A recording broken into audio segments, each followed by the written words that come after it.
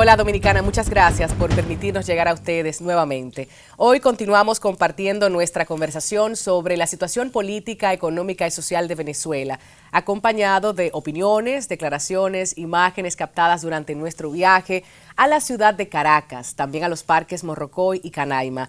Sin dudas, lograr un nuevo modelo de sociedad participativa, protagónica y solidaria no es tarea fácil para ninguna nación. Imagínense si es rica en oro negro y si el precio de venta en los mercados internacionales supone una caída estrepitosa.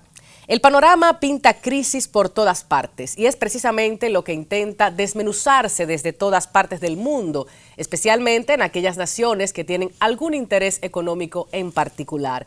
A eso sumamos los desaciertos del gobierno, las trampas propias de la práctica política, el estado emocional de sus ciudadanos y ciudadanas, la falta de respuestas satisfactorias, en fin, un amplio conflicto que en tan solo minutos no podemos resolver. Sí podemos aportar, conversar, realizar con osadía nuestras reflexiones. Por eso, acompáñennos en la segunda entrega de Así las Cosas, Venezuela.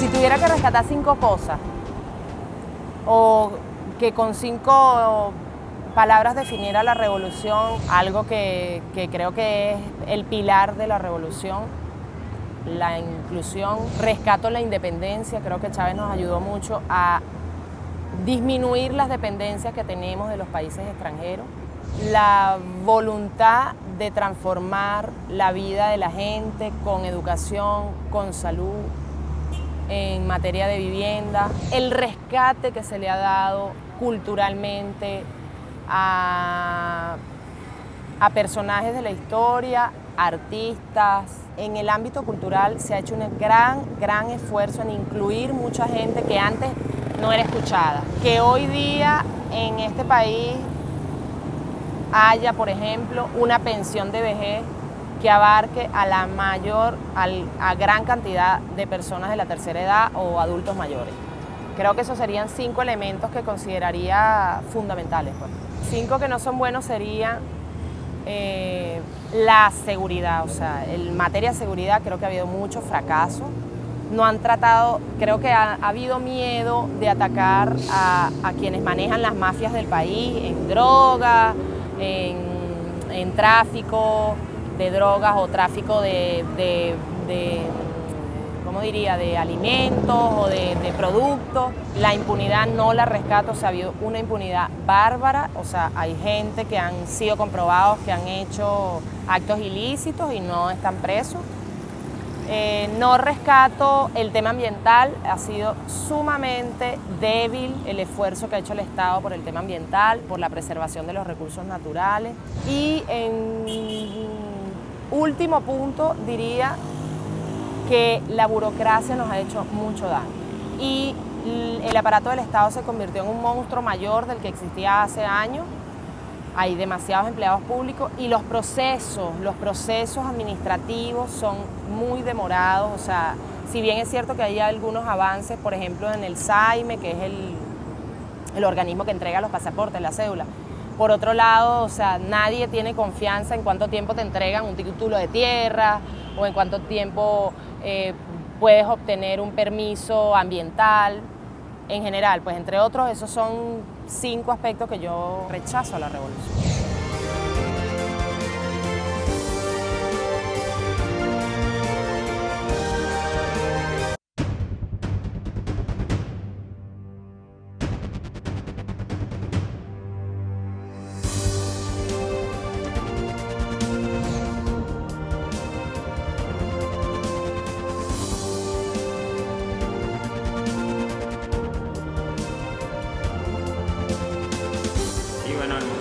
De finales del siglo XIX y albergan lo que es la colección del Museo Bolivariano, en el cual vas a encontrar una serie de piezas que pertenecieron al Libertador y a otros próceres de la independencia, como Páez, Sucre, Miranda, el general Sotillo. También vas a encontrar la cuchilla, por ejemplo, que perteneció al coronel Pedro Camejo, entre otras piezas. Es un lugar donde vas a conocer acerca de Bolívar en lo humano, la sociedad en que creció Simón Bolívar, la economía de aquella época, también de la guerra de independencia. Tenemos salas de armas, tenemos también una sala que trata sobre lo que fue la exhumación o las exhumaciones que le han hecho a Simón Bolívar y lo que es Simón Bolívar en el alma y el corazón de los pueblos, es decir, en el imaginario popular. Se invita para que nos vengan a visitar, ya que tenemos o guardamos cierta similitud en lo que fue todo ese proceso que sufrió la América desde la conquista, colonización e independencia, y que, bueno, así las cosas podemos conocer más de lo que nos une y bueno, ser un pueblo, digamos que una América unida como tal.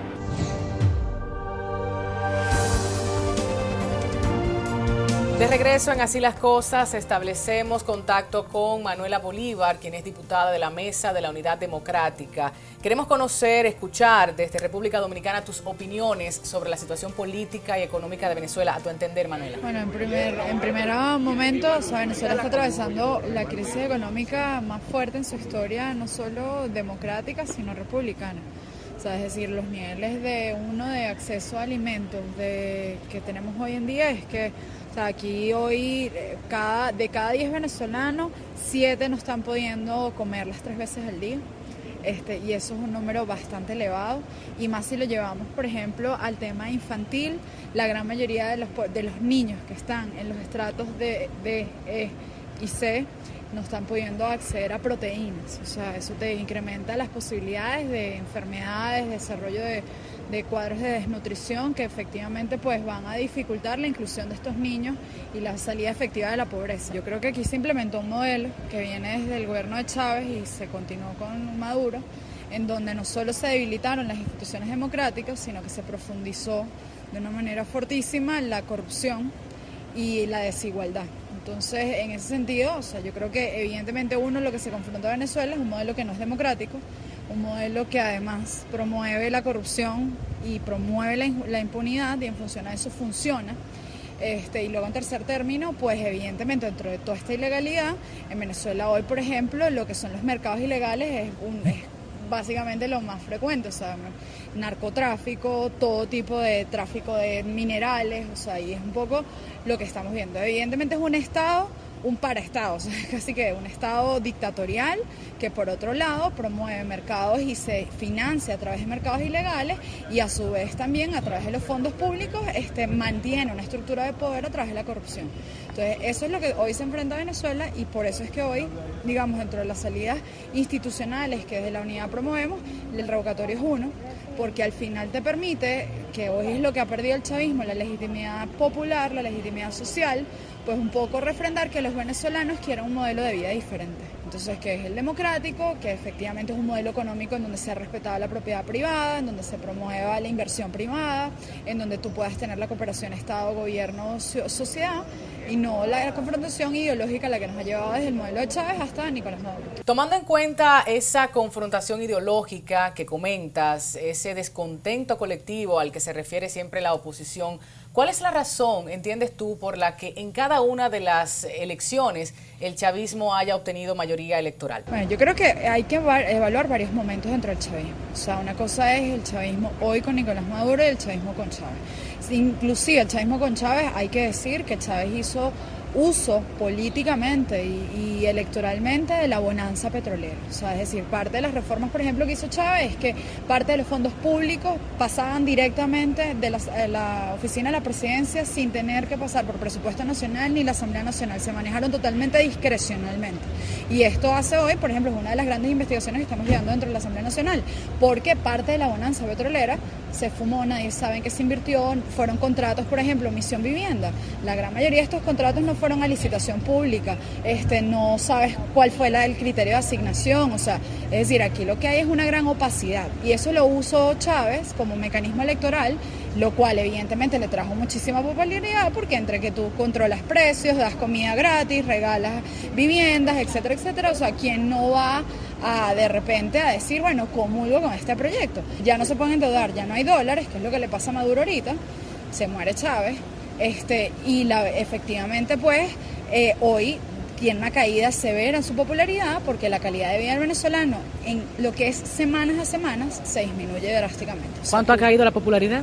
Hoy se estima que Maduro está cercano al 20%, pero te puedo decir, hoy el gobierno hace uso de una política de miedo bastante férrea. Yo me atrevo a decir que hoy en Venezuela, por ejemplo, es mucho más difícil, por ejemplo, tratar de oponerse dentro del régimen que la posición a lo mejor en la que estoy yo, que, ojo, tiene consecuencias. O sea, hay gente que es dirigente opositora y que está presa por pensar distinto y opinar distinto. Pero quienes son hoy empleados públicos están siendo perseguidos, están siendo removidos de sus cargos, se les quitan sus salarios, se les quitan los beneficios. Inclusive, por ejemplo, yo estoy trabajando ahorita con el tema de los hospitales y tú entras y ves a muchas mamás que están buscando medicamentos, que están buscando para operar a sus hijos y te dicen, mira, por favor, no digas quién soy porque yo recibo una ayuda del gobierno y si sale algo de mí me quitan la ayuda del gobierno. Entonces, yo sí creo que hoy hay una medida muy coercitiva que mantiene esta base del chavismo. Pero por otro lado también hay unos chavistas que fueron los chavistas que comulgaron con Chávez y que bueno, que no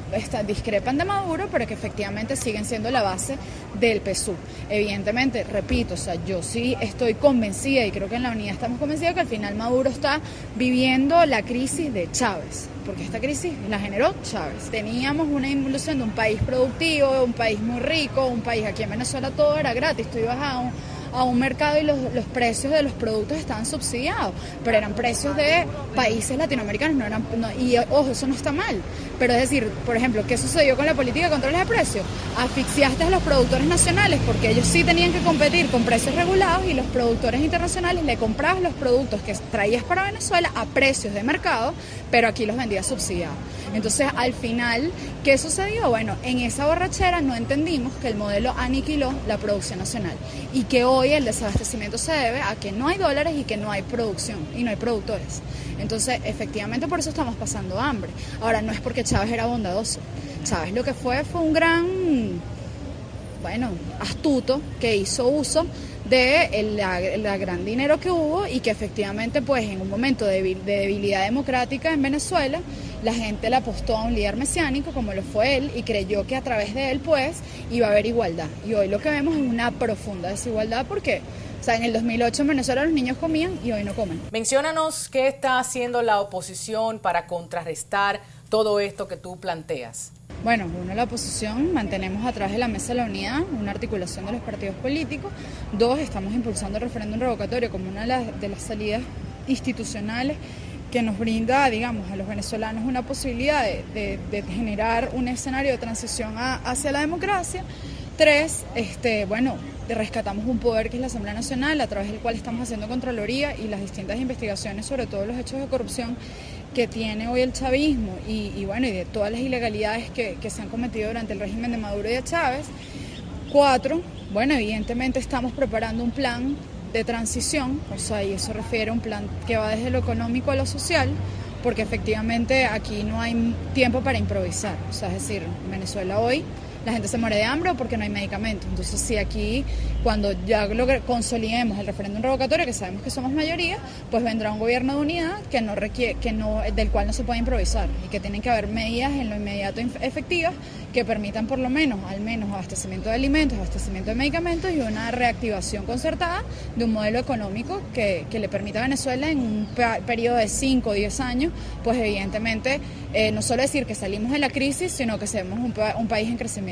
Por último, si deseas dirigir unas palabras antes de despedirte, los micrófonos son tuyos. Yo creo que al final la democracia es un reto para toda la región y que efectivamente, o sea, elementos como, por ejemplo, los contrapesos son importantes para toda la región. O sea, un ejecutivo tiene que tener un ejecutivo, pero una labor de contralora debe estar a través de la asamblea o los congresos y que tienen que ser representativos de todas las sociedades. Muchas gracias. Escuchábamos a Manuela Bolívar, diputada del Congreso de la República Bolivariana de Venezuela por el partido Mesa de la Unidad Democrática. Y lo que está a la vista no necesita anteojos. ¿Hay escasez? Bueno, sí la hay. los bachaqueros se han impuesto en el Estado. Como hemos visto, existe corrupción en todos los estratos, tanto militares, estatales como privados. Es una situación que nos hace recordar que la realidad que describía Simón Rodríguez en Defensa de Bolívar en 1830, en el que mientras que impulsaban cambios económicos y políticos, muchos sujetos que a nombre de los pueblos le hacían resistencia en lugar de ayudarlo. Es precisamente lo que nosotros compartíamos y estamos en la mesa. Nos acompaña en esta ocasión, se suma Ana Ripley, quien es dirigente regional de la Mesa de la Unidad Democrática del Estado Portuguesa de Venezuela. Es así, ¿no? Sí. Agricultora también. Me siento muy honrada de estar aquí en este país maravilloso porque mis padres eran de aquí. Mis padres salen de la República Dominicana por una dictadura. Y al final, si somos latinoamericanos, somos hermanos todos. Somos hermanos, pero ahora sus hijos regresan por el mal país como uno lo ve. Vamos a hablar de eso, pero nos quedamos con la palabra. Rainiero tenía una cronología importante que compartir con ustedes, ¿no? Sí, yo creo que es importante tener claro el concepto de lo que ocurre en la geopolítica en Latinoamérica. Cuando hablaba de la doctrina Betancourt y la defensa de la democracia en un contexto donde teníamos la Internacional de las Espadas de Trujillo y Somoza, donde tuvimos un modelo de Fidel Castro cuando llega también, que hay que decir, en el caso de República Dominicana es tan importante lo que ocurrió con Fidel Castro en Cuba porque dio la valentía para poder defenderse de la invasión norteamericana. Pero también hay que recordar que esa defensa de la institucionalidad que hizo Rómulo Betancourt desde la OEA y de impulsar lo que es la democracia fue lo que valió el apoyo y el respaldo de algunos países latinoamericanos para defender precisamente ese régimen, ese gobierno democrático que significaba Juan Bosch en la República Dominicana. ¿Pero tú te refieres al 65? Estamos hablando ahora más adelante. Porque Rómulo Betancourt se abstuvo, ¿eh? Sí. No votó, no impulsó nada. Sí, pero No sí impulsó nada. la política democrática en República Dominicana cuando luchó contra Trujillo, porque fue un gran defensor precisamente de la democracia en ese sentido. Pero vamos a ver más adelante enemigo, en el Trujillo 88. le hizo un atentado. Sí. Era un enemigo pero de mucho Trujillo. antes del atentado No fue muy también democrático. Mucho en antes del Venezuela, atentado, te Betancourt insisto. estuvo peleando precisamente contra la dictadura en Trujillo. Y República Dominicana y Venezuela siempre han estado de una u otra manera hermanados y eso es una realidad que no se puede ocultar. También tenemos en el año 88 cuando empieza el colapso del sistema de partidos, en el caso de Venezuela, ADECOPEI, en el caso de República Dominicana empieza el descenso ya del Partido Reformista a través con Balaguer y empieza a surgir lo que es el PLD y el PRD también tiene la fuerza. Después viene Colombia también con una modificación y llega el 98 y empieza el 96, 98 y empiezan ya nuevos regímenes de izquierda, llegar a tener acceso al poder, Lula en Brasil, la crisis de la moneda en Argentina, cuando llega Néstor Kirchner, y bueno, tenemos toda esta realidad geopolítica. ¿Qué ocurre? Esta realidad geopolítica viene también con un acompañamiento en que los Estados Unidos abandona también el hemisferio americano. La administración Bush se volcó completamente a lo que fue el conflicto en el Medio Oriente y abandonó lo que es, y además con una muy mala política exterior en América Latina. Eso dio fuerza también a que los países, también comprendiendo que tienen un nuevo poder, que pueden ejercer influencia de una u otra manera, porque por eso la Unión Europea tiene también fondos de cooperación internacional. Es verdad que hay una solidaridad de por medio, pero también es verdad que busca es, conóceme, estamos cerca, es conectar, porque eso es lo que requiere ahorita la política exterior, es conectar y tratar de influenciar unos a otros. Yo creo que en esa cronología te pasaste de largo por el fracaso de los modelos neoliberales impuestos con la ayuda del FMI y de Estados Unidos en América Latina a través de gobiernos militares y a través de gobiernos civiles. Se te pasó el Caracazo, la masacre de 1989. Sin eso no se entiende todo lo que pasa en Venezuela, digamos, posteriormente. Sin eso no se entiende ni Brasil, ni Argentina, ni los grandes cambios que han habido. Y el colapso del sistema, cuando yo hablo de colapso del sistema de partidos, me refiero a eso. Porque recuerden que porque aquí hay colapso del sistema de partidos. Hoy hay un gran desgaste del sistema de partidos, pero no hay masacre. En Venezuela, los partidos supuestamente democráticos que hoy están, por ejemplo, a la cabeza del Congreso, como los adecos masacraron al pueblo en 1989 para mantener la democracia y mantener la estabilidad del país. Eso es y una el visión pueblo ideológica, porque si vamos a la masacre, y después dieron si un vamos a golpe la de masacre, Estado en vamos a ver 2002. cuántos muertos hay ahorita y en niveles porcentuales significa mucho más ahorita No, por el pero AMPA y no, por la no. falta de una política política pública No, actual pero en no. Venezuela que en la Sí, del no, 89. pero yo digo la y vamos a cronología. hablar, o sea, No, pero yo digo que si la vamos a hablar y en el sentido de Venezuela, y cuando yo hablo de Venezuela trato de tener no verme marcado por defender una ideología a otra. Es verdad Pero lo que decía Tatiana, es verdad lo que decía Tatiana. Porque en tu cronología dejas vacíos. No. ¿Quién es una ideología? Y es clara. Bueno, es que también habría que plantear, como dice Matías, 89, 2002, 2004, o sea, todo lo que supuso, ¿no?, la visibilización de un comandante Chávez para la región. Pero vámonos al aquí y a la ahora, porque yo creo que la gente no entiende a qué se debe el desabastecimiento de productos de primera necesidad. Sin embargo, Matías, que bueno, ha estado interesado en estos temas y nos colabora con algunas entrevistas de José Vicente Rangel a Oscar Schemmel, este analista político y económico. Sin embargo, aquí se muestran algunos productos con unos porcentajes importantes, 62.7% de los alimentos, 45% de los productos que no se consiguen, 42% porque la gente no lo puede pagar. Yo tengo muchos ruidos, debo admitir. En el centro Caracas, Altamira, el Chacao, bueno, mercados que son, creo que fue Leopoldo López, ¿no?, que hizo cuando era alcalde.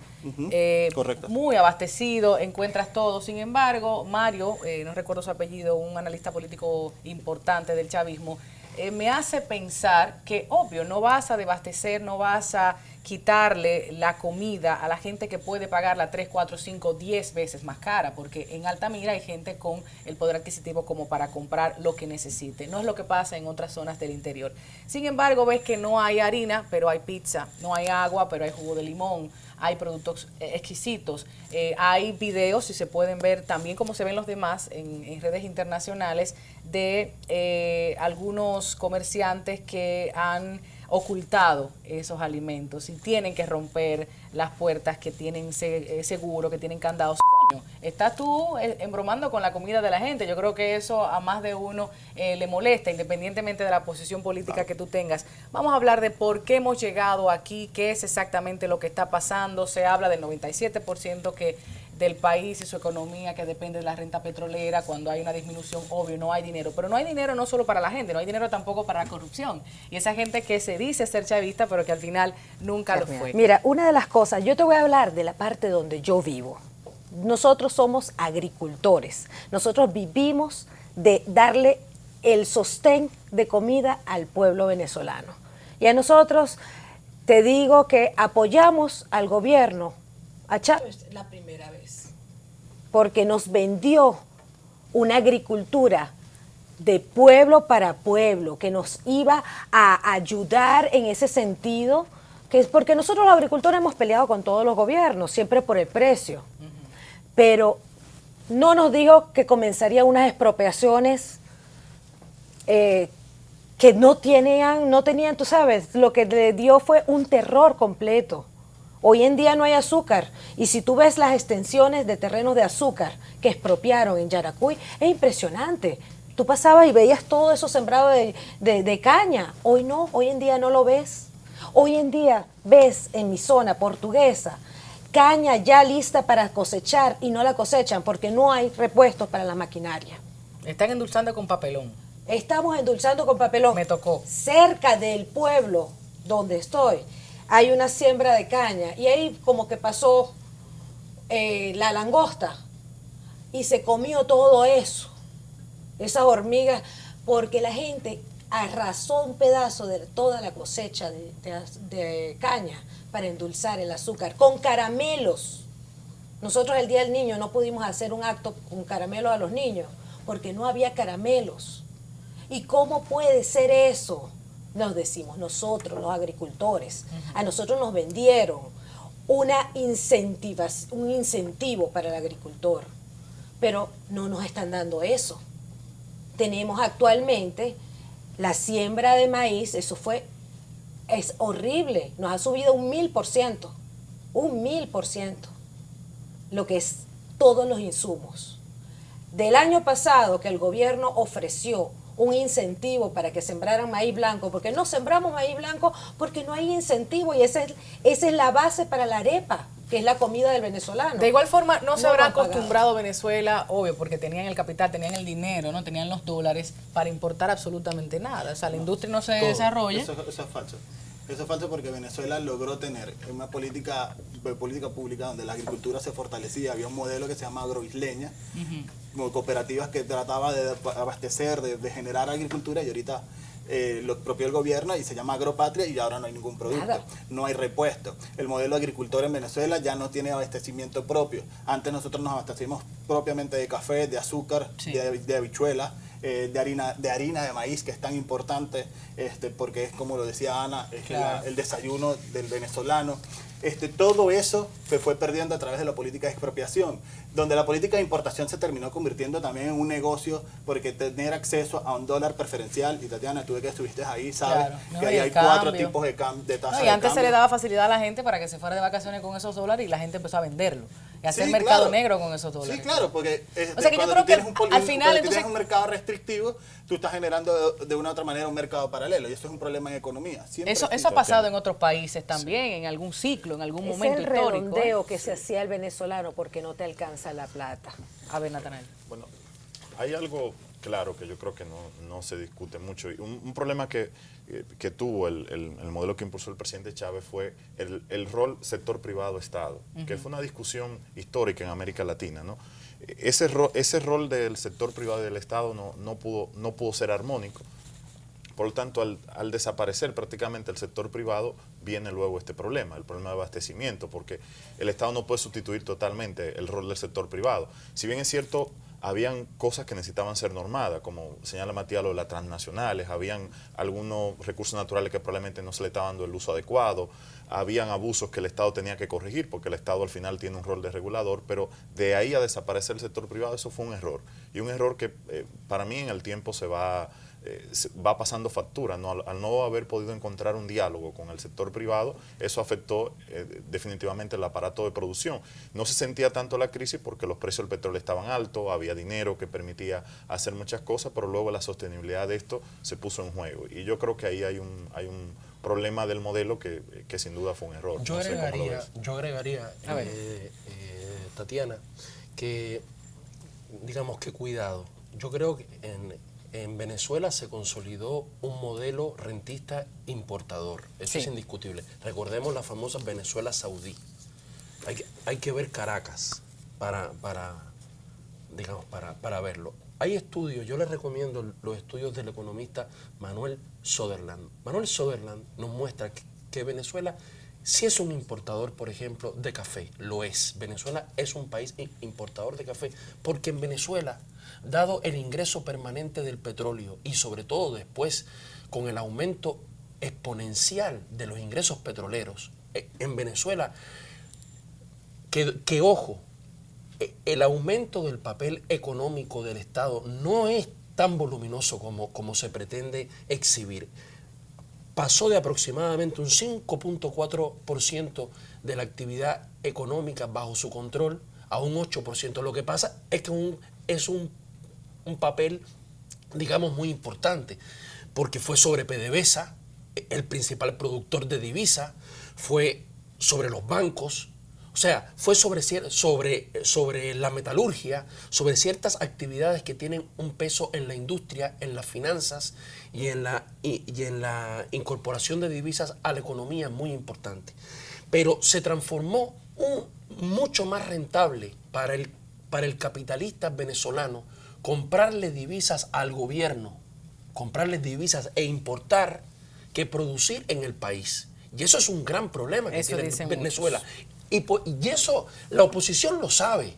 La oposición sabe que en este momento lidiar con el problema económico de Venezuela no es cuestión de cambiar de gobierno, sencillamente, que es un cuello de botella. Tú tienes una economía, como tú decías, donde más del 90% de los productos se importan, porque para el capitalista, porque Venezuela no es una economía socialista ni estatizada, es una economía capitalista, Sí. donde el capitalista le resultó más rentable comprar fuera que entrar. Y ha habido una gran estafa al país, un montón de empresas que compraban el dólar subsidiado para supuestamente comprar medicamentos fuera, para comprar café fuera y otros productos de consumo masivo, en realidad lo que hacían era revender los dólares en el mercado negro. Yo digo, el problema de la corrupción en el sistema público de Venezuela es importante, pero en la economía rentista venezolana petrolera, el problema de la corrupción no es solo público, es un problema público-privado, claro. donde el comercio de la divisa fácilmente conseguida, conocido como la enfermedad, lo que se llama la enfermedad holandesa, que es un problema económico, te ingresan tantos dólares que tú prefieres no dedicarte a nada más que a traer dólares. Eso dijeron. Si además de eso, comerciar con la divisa en el mercado negro se vuelve un negocio doblemente ganancioso, resultas creándole una estafa al país. Y eso es lo que ha pasado. Por eso el problema tan serio es que la oposición, desde mi punto de vista, no se pone de acuerdo, porque meterse con eso es meterse con una brasa encendida. Resolver eso no es cambiar a Maduro sencillamente, es como resolver la falla general de un modelo económico que viene desde los años 70,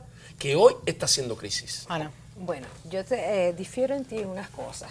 ¿Quién es el promotor de tener 3 cambios de moneda? No vamos a decir que es la MUD.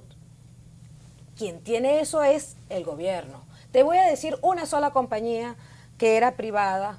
No estoy, ojo, yo estoy quien da trabajo, quien fomenta un próspero país. Lo agarra Agroisleña, expropian Agroisleña.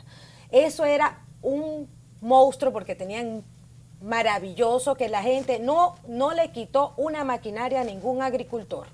Eso sí te puedo decir. Tenemos Agropatria. Agropatria, tú vas a buscar un insecticida, no hay, pero te acompaña un caballero muy simpático a la camioneta y te dice, pero yo tengo un amigo que sí la tiene. Y te estoy diciendo, estamos hablando del bachaqueo. Ojo, ¿quién trae todo eso? Es el gobierno, el Ministerio de Agricultura y crea. Eso no pasa por muchas manos, porque yo digo, está bien, me bachaquean un jabón, eso pasó de esto, pero Agroisleña es el directo del gobierno al agricultor. Y así suponemos que pasa con otros sectores. Solamente un saco, nosotros compramos un saco, el año pasado creo que nos costó 4.000 bolívares. Este año de Agroisleña, 24.000 bolívares el saco de maíz. No lo conseguías, si lo conseguías bachaqueado, en 45.000 bolívares. Claro, seguro. Y lo que a mí me indigna, que entonces, ¿qué dice el Ministerio de Agricultura y Cría? Pero no solamente tienes el bachaqueo, tienes todo lo que se llama el contrabando de extracción, que es llevar los productos y los insumos para las zonas fronterizas. O sea, es que en realidad el mercado negro en Venezuela se ha conformado en una industria. Y hoy tú tienes la canasta Petare, que es o sea, tú tienes la canasta básica con precios protegidos. ¿Sí? Cuando tú dices los $2, que ojo, son dólares subsidiados, son dólares subsidiados, son dólares protegidos, pero tú tienes una canasta que a veces supera hasta un 1000% el precio protegido de un producto. Se ha vuelto una industria, el mercado negro. Aquí hay un problema sistémico que no es solamente de un gobierno. Es un problema sistémico. Ahí sí tengo que diferir nuevamente, porque quien impuso este modelo de cambio, de control de cambio, fue en el 2002, precisamente para controlar la economía, fue el presidente Hugo Rafael Chávez Frías, después del golpe de Estado que dio Carmona Stanga para autoproclamarse presidente. Y Adeco y Copey, no Carmona solo. No, Adeco Copey hay que decirlo, y puedes buscar los audios, donde ellos se niegan a ese pacto, donde Carlos Ortega no firmó el decreto. Eso es importante decirlo, porque es que hay una política expansiva comunicacional que tiene el gobierno de Venezuela para decir que estaba ahí. No, sí, hubo un cambio y había incluso un presidente en la Asamblea Nacional en aquel momento que habían decidido MBR, que era el movimiento de Chávez, y algunos políticos de oposición. Pero no voy para allá. Yo quiero decir, en el 2002, económicamente hay un control de cambio y los venezolanos no tienen acceso a la divisa pero para evitar la fuga de capitales. Para evitar fuga de capitales y para ejercer se quería beneficiar también interno. un poco a la gente. Porque fíjate que hay una guerra económica ¿Y qué guerra económica? Y quien controla todo es el Estado. Cuando hay un control de bachaqueo, cuando vemos que hay un bachaqueo hacia la frontera, ¿y dónde está la Guardia Nacional? ¿Dónde está el Ejército? Y si nosotros queremos, queremos cambiar, porque era la idea de un hombre nuevo en Venezuela, la idea de una idea socialista, y yo no estoy en contra de eso, a mí me parece que eso es lo mejor que pudo haber pasado, pero eso no fue lo que ocurrió y tú lo dijiste, cuando me dices que en Venezuela ahora es el modelo bachaqueo, y es que el venezolano se ha convertido... Yo lo he dicho, no mira, ponga esa palabra en mi eso boca, que tú dices es extremadamente importante y nos da paso a la próxima mesa que ya, bueno, por razones de tiempo sería la última. Está la juventud, está el pensamiento, está el porvenir de Venezuela. A mí me sorprendía, por ejemplo, de esta consulta, ¿no?, a la ciudadanía que se realizó cuando tenemos que el 80% de los venezolanos presentan niveles de descontento, pero el 40% de estos no quiere la oposición. ¿Qué pasaría frente a la posibilidad de realizar el referéndum este año? Posiblemente no se haga ya el próximo. ¿Qué pasaría con esos jóvenes o cuál ha sido la diferencia en cuanto a los que nacieron en el chavismo y los que tienen un poquito más, 10 años más? Vamos a hablar de eso después de la publicidad y sacar nuestras conclusiones. Yo creo que el problema no ha sido de fondo, sino de forma, ¿eh? Después de la publicidad hablamos.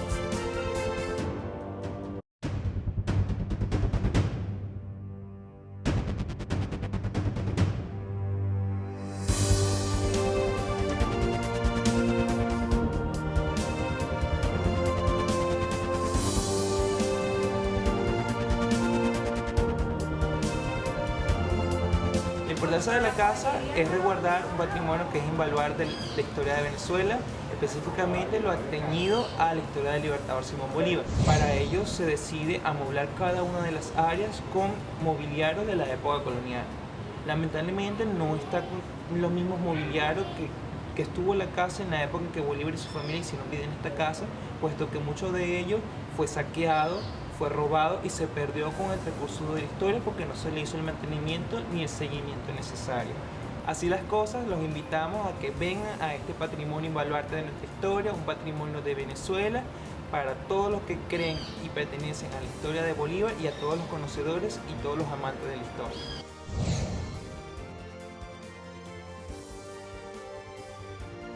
Conjuntamente con nuestros invitados e invitadas, ya concluir cuáles son esas reflexiones finales, ese mea culpa, ese análisis introspectivo que debemos hacer no solo como políticos, analistas, sino como seres humanos y qué queremos en el futuro, rol del Estado. Y yo les planteaba a ellos con la intención de establecer alguna comparación o relación entre socialismo, el populismo, que nosotros tanto hemos visto en estas discusiones ideológicas. Natanael, vamos contigo. Bueno, en realidad abordar este tema en Venezuela siempre es complejo porque ahora mismo hay una crisis política, social, económica. Y muy polarizada todo. Y está todo muy polarizado, por lo tanto uno siempre que trata el tema de Venezuela corre mucho riesgo de ser acusado de un lado o de otro. Ya me pasó.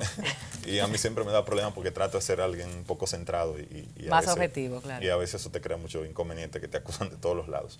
Pero lo que evidentemente ocurre ahora en Venezuela, yendo ya también hacia la pregunta final, es que se necesita cierto nivel de diálogo político y de comprensión, porque la crisis no tiene otro tipo de salida. Es decir, en Venezuela una salida por la fuerza militar sería una salida catastrófica en términos de vida y además con un resultado incierto. Por lo tanto, la única salida que tiene Venezuela es que los actores se aboquen a un diálogo y más cuando los segmentos de poder están compartidos. La oposición controla el Congreso, el Poder Ejecutivo lo controla pues, evidentemente el chavismo, y bueno, el chavismo tiene incidencia sobre otro poder, el Estado también, y al final el pueblo sufre una crisis. Por lo tanto, la pregunta es, ¿qué salida puede haber?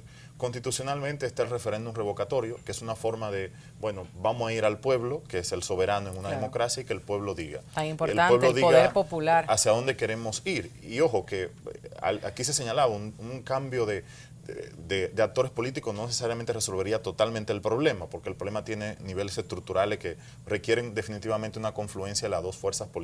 Así es. Por ejemplo, para el abastecimiento, Venezuela necesita acceso al crédito, y para el acceso al crédito necesariamente requiere un consenso de las fuerzas políticas. Entonces, ¿qué puede suceder? Bueno, el referéndum tiene 4 pasos y hay 2. Se solicitaron las firmas y ahora viene la comprobación del 4% de las firmas. Que ha habido de todo ahí también. Que tendría que reunir la oposición 4 millones de... Ya está listo, ya el Consejo Nacional Electoral ya dijo que está validado, que viene ahora y acaba de convocar para finales de octubre a hacer recolección. Justamente ahí era que iba, que se ha convocado la recolección de un 20%, que son aproximadamente 4 millones de votos, y luego de esto, bueno, pues viene la convocatoria de las elecciones, donde la oposición tendrá que sacar igual cantidad o mayor cantidad de votos. El tema son las fechas, porque si esto se hace antes del 10 de enero, Maduro puede ser revocado. Si se hace después del 10 de enero, Maduro es revocado, pero queda el vicepresidente. Entonces hay una lucha importante por el poder para saber qué pasa, ¿no? Y hay una presión sobre el Consejo Electoral. Si el Consejo Electoral está aprobando los plazos, si no lo está haciendo, si antes lo ha hecho más breve, si ahora lo hace más largo, si no es así. Eso es un debate, digamos, difícil, pero es un debate que hay ahora mismo en Venezuela. Y la clave es si se puede hacer el referéndum antes o después, porque la consecuencia política sería distinta. Y aquí sería interesante saber, bueno, si se hace después del 10 de enero, si todavía sigue habiendo incentivo a hacer el referéndum. Que a propósito, el 60% de los venezolanos entiende que una crisis social afectaría a sus bolsillos, entre otras cosas. Me gustaría que fuéramos concluyendo. Vamos a darle la oportunidad a usted. Yo voy a terminar una palabra, que hay una parte importante. El vicepresidente de la República de Venezuela no lo escogió el pueblo, lo escoge el partido que ganó. Entonces eso es algo en lo cual el gobierno no le dice, a ellos le interesa es alargar eso, lo que es. Y en general el venezolano así está decepcionado de lo que le ha vendido este gobierno. Te ha vendido muchas cosas de propaganda, te dice, yo te quiero como pueblo, tú tienes que ser mi súbdito porque lo han dicho, hay que arrodillarse al gobierno. Yo estoy en contra de eso completamente. Pero, ¿qué es lo que me ha dado a mí el gobierno? Una inseguridad desbordante. Venezuela, no te vamos a decir que era corrupta, es ahorita solamente, ya venía, pero no paró eso, más bien creció más. Entonces, ahorita tenemos los multimillonarios, la clase media que tenía Venezuela, ya estamos, y el pobre es paupérrimo. El venezolano era lindo, yo me meto en barrio, yo estoy metida en eso. Yo voy todos los fines de semana y los días de semana. Y tú ves la cara de la gente, no tengo ni café, no tengo azúcar para darte. Esta es la época de la cachapa, ¿y sabes lo que hacíamos nosotros? Epa, tú tienes azúcar, porque tenemos que llevarla, a la gente le gusta hacerla. No, estamos intercambiando también el taxi, se intercambia la harina y eso. Impresionante, pero... Casoni, concluimos contigo. Yo quiero decir que la crisis en Venezuela es una crisis provocada por el mismo gobierno, por una mala política pública, en la que ellos mismos han cosechado que tengamos un modelo rentista y no socialista en Venezuela a lo interno, en la que el venezolano buscando sobrevivir ha hecho uso de mecanismos no legales, pero no ilegales porque no estaban en la ley en aquel momento. Luego salió la ley de ilícito cambiario, en la que el venezolano accedía incluso para viajar. $2.000 afuera y vendía los dólares para poder viajar. Y eso no es lo normal. No es normal que en un país expropien fincas productivas para ponerlas no productivas. No es normal en un país donde tengamos tantos presos políticos como mis amigos Gabo San Miguel y Pancho Márquez, Francisco Márquez, que están presos solo por hacer política y que estaban llevando un dinero para una logística de una actividad. Y entonces ahora aparecen presos, y además presos comunes, como mi amigo Leopoldo López, como mi amigo Antonio Ledesma, que fue catalogado como el sexto mejor alcalde y que le quitan el 99% de las competencias después cuando gana como alcalde metropolitano. Cuando tenemos una situación en Venezuela en la que en realidad un CNE, un Consejo Nacional Electoral, cuando quiere una elección para el presidente de la República, para Chávez, por ejemplo, la del año 2007, que fue la que perdió Chávez, la hicieron en 4 meses. Cuando hicieron la de la enmienda constitucional, la hicieron en 2 meses. Cuando una elección termina en noviembre y en febrero me montan la enmienda. Pero este referéndum revocatorio y el del 2004, que también fue revocatorio contra Chávez, lo organizan en más de 1 año y medio. ¿Qué pasa? Bueno. Y aquí necesitamos libertad por los presos políticos y la democracia en Venezuela. Las denuncias de Casoni. Concluimos con tus argumentos. Invitaciones a reflexiones. Yo voy a diferir de lo que han dicho en cosas bien fundamentales. Es decir, concuerdo con Natanael que hay un problema de relación Estado, sector privado y de gestión muy importante.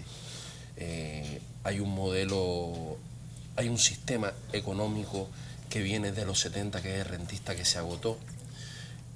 Creo que, sin embargo, este no ha sido un proceso de decepciones. Creo que este ha sido un proceso que transformó a todo un país. No se explica que hasta diciembre de 2013 el chavismo ganara todas las elecciones una tras otra, si no es con la transformación de un país y con la incorporación de mayorías postergadas por siempre a los estándares básicos de dignidad humana. Yo pienso que el gran peligro que tiene Venezuela es que el gobierno no resuelva los problemas fundamentales de gestión que tiene que resolver. Claro. No siga perdiendo apoyo popular. Y digo esto porque la alternativa en Venezuela no es una alternativa de posiciones medias, no es una alternativa de avanzada. La alternativa en Venezuela es una derecha que no tiene proyectos de país, que no tiene proyectos para una generación que ahora pide porque se acostumbró, porque es una generación que creció en un país próspero. Recordemos que en Venezuela el caso de 2002 es el único caso en el mundo en que el pueblo en la calle ha dado vuelta un golpe de Estado. El apoyo popular que ese proceso aglutinó 48 con horas. concreciones, no con promesas, es impresionante. Claro. Ahora, esta es una generación que se acostumbró a un progreso continuo. Ya estar bien. Ya estar cada día mejor y cada año mejor, y además con un país donde ingresa mucho dinero. Esa generación, si el gobierno no le da gestión y opta por esta derecha, esa es una derecha que no tiene proyecto nacional y que no tiene proyecto tampoco frente al continente, y que puede ser un franco retroceso, como está pasando hoy con Brasil. Yo aspiro, como decía Natanael, a que haya diálogo y a que el gobierno logre resolver los problemas de gerenciamiento que tiene que resolver para no perder la mayoría. Natanael, contigo, unas palabritas. Bueno, sí, que todos apostamos por el progreso de Venezuela, todos apostamos por la paz en Venezuela y esperamos que los venezolanos encuentren una salida al problema venezolano. Así es. Yo puedo pecar de alarmista al hablar del peligro ante la confrontación que presenta el chavismo a nivel interno hoy día, más aún tomando en cuenta que ni soy venezolana ni me tocó vivir en carne propia la revolución bolivariana, esa obra gigante que no solo transformó el pensamiento de los herederos de Bolívar, de Rodríguez, de Zamora, no, sino a toda Latinoamérica. Esto no quiere decir que se haya ganado la batalla por la ideología política con sus luces y sus sombras, pero el hecho de que un hombre de esos que dicen nacer tal vez cada 200 años, haya dejado su impronta, su obra, su liderazgo, es más que rescatable. Quizás persistirán los planteamientos antagónicos de lado y lado, yo estoy segura, esas posiciones y razonamientos que no logran crear la hegemonía necesitada, esa hegemonía de la cual tanto se habla. Ninguno puede vencer al otro. La comunicación política estratégica, cercana, sincera, se hace más necesaria que nunca, diría yo. Por eso fue un gran día. ¿Cómo criticar el acceso gratuito a la educación, la salud? ¿Cómo no aplaudir el impulso de la democracia participativa? Reconocer la importancia de la defensa de la soberanía, la de verdad, no la que se dibuja de manera hasta caricaturesca en República Dominicana. Siempre apoyaremos la construcción de una sociedad justa, equitativa, de iguales, de gente solidaria, de sentimiento patriótico. Eso nos queda muy claro. Este ha sido un problema de formas. Nunca jamás yo diría, Tatiana Rosario, que ha sido un problema de fondo. Los gobiernos, para que sean legítimos, deben contar con el respaldo de la mayoría, jamás imponer voluntades al pueblo, que sea ese mismo pueblo que unido, empoderado y consciente pueda atravesar esta situación económica, política, pero sobre todo social, como decías tú, Natanael. Aprendamos los demás países, aprendamos República Dominicana, desarrollemos nuestra conciencia colectiva, subamos la bandera de la paz, del diálogo, de la solidaridad en cada uno de nuestros hogares, comunidades y provincias. Así se hace patria, hagamos patria. Sí. Gracias a ustedes por acompañarnos, nos quedamos sin tiempo. Hasta la próxima semana. Bye, bye.